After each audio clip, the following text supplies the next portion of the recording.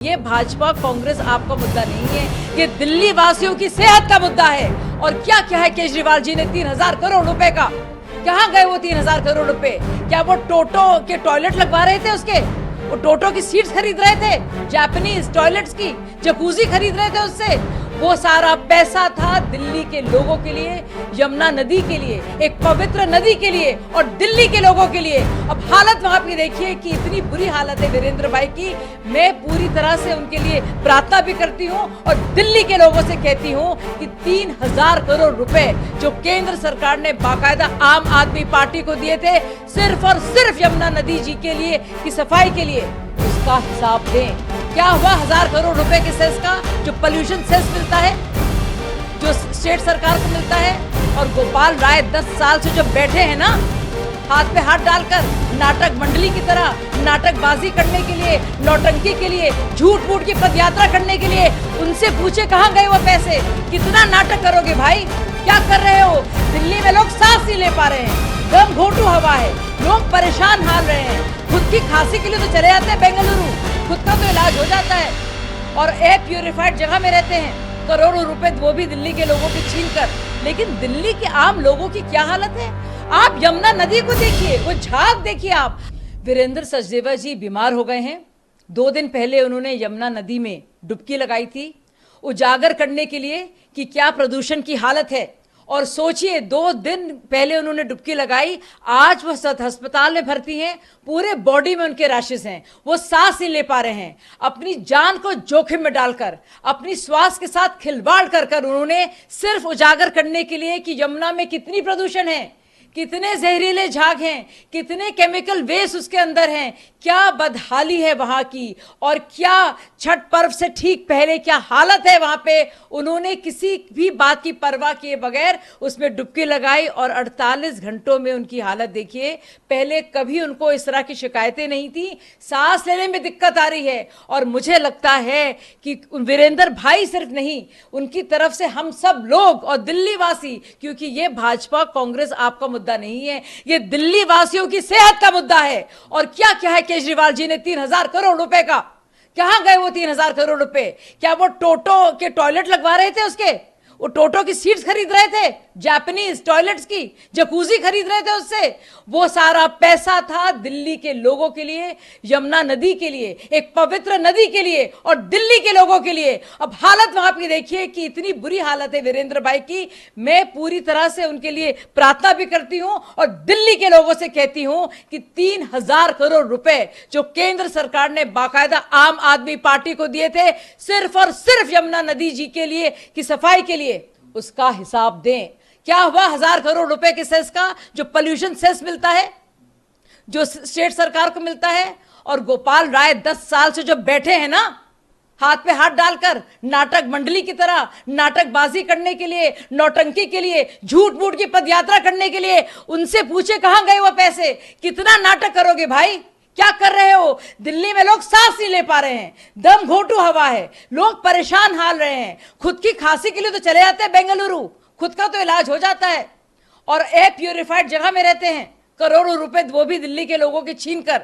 लेकिन दिल्ली के आम लोगों की क्या हालत है? आप यमुना नदी को देखिए, वो झाग देखिए आप। आपको लगता है दूर से कि ड्रोन से अगर फोटोग्राफ की कोई ग्लेशियर है, अब वो केमिकल झाग है।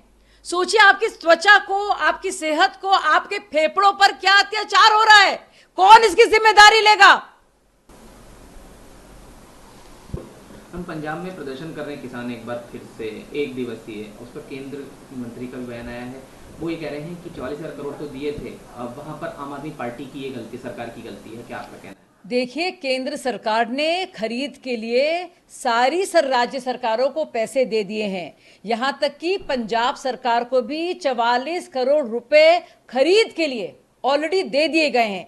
लेकिन क्योंकि आम आदमी पार्टी भगवंत मान, उनकी ना तो कुछ चलती है, सुल्तान साहब और शहजादे राघव चड्ढा सब देखते हैं, नौकरशाही पर पूरा कंट्रोल है, पैसे रिलीज कर नहीं रहे हैं, ना समझ है ना अकल है, सिर्फ दिमाग में है कि शातिरबाजी करते रहो, ना ही किसानों के हक में है, सिर्फ किसानों को इस्तेमाल करना जानते हैं।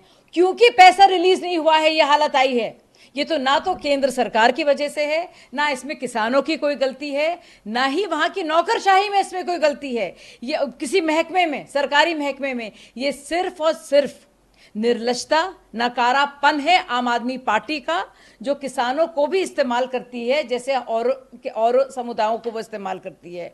और उनके चलते ये पैसा जो खरीद का मिल गया है पहुंचा नहीं है, जिसके वजह से लोग परेशान हैं, चक्का जाम है और किसान बैठे हैं मंडियां दर मंडी, इंतजार कर रहे हैं कि पैसा कब रिलीज होगा। वो पैसा जो ऑलरेडी आ गया है, ना सिर्फ यूपी में, हरियाणा में, हर जगह केंद्र सरकार से, और उसको लेकर यूनियन मिनिस्टर बिट्टू जी ने साफ साफ पर बयान भी दे दिए हैं और बाकायदा डॉक्यूमेंट्स भी दिखा दिए हैं, यानी कि फिर से फर्जीवाड़ा।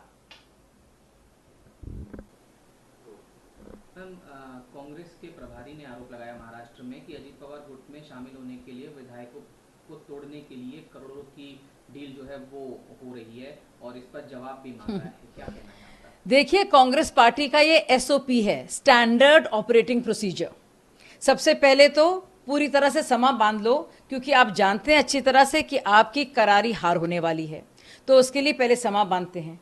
समा जब बांधते हैं तो कहते हैं खरीदा जा रहा है, खरीद फरोख्त हो रही है। अब कहना तो बड़ा आसान है, साबित करना बड़ा मुश्किल है।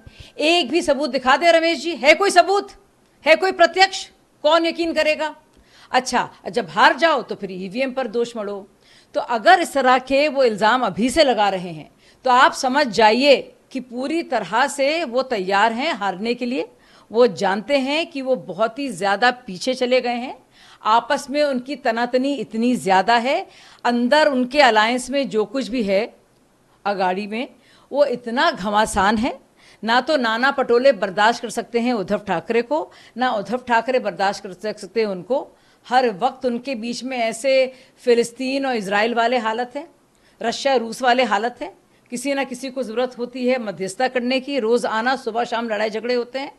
तो विश्व भर में तो मोदी जी आ जाते हैं, वहाँ बेचारे शरद पवार जी को आना पड़ता है, बच्चों को समझाना पड़ता है, क्योंकि सब जानते हैं कि आपस में इतनी नफरत है, चाहे वो कार्डर्स हों, चाहे वो नेता हों, चाहे वो जितने भी महत्वाकांक्षी उनके नेता हों। तो उनका अभी से वो एसओपी शुरू हो गया है कि भैया हमें ख़रीदा जा रहा है, प्रमाण कोई दिखाएंगे नहीं। उसके बाद ईवीएम ने हमारे साथ खिलवाड़ किया, धोखेबाजी हमारे साथ हुई और इसलिए हम हार गए। तो इसके बारे में आप और क्या कह सकते हैं? ये तो स्टैंडर्ड स्टाइल है ही।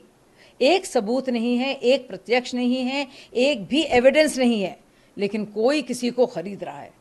अब क्यों खरीदने के लिए आप तैयार बैठे रहते हैं आपके लोग, इसका भी जवाब देने को तैयार नहीं है। क्यों आपसे लोग भाग भाग के छोड़ना चाह रहे हैं, इसका जवाब देने को तैयार नहीं है। बस खरीदा जा रहा है, कोई खरीद रहा है, कोई बेच रहा है, और आप बेचारे समा बांध रहे हैं कि भाई कैसे हम लोग हारेंगे।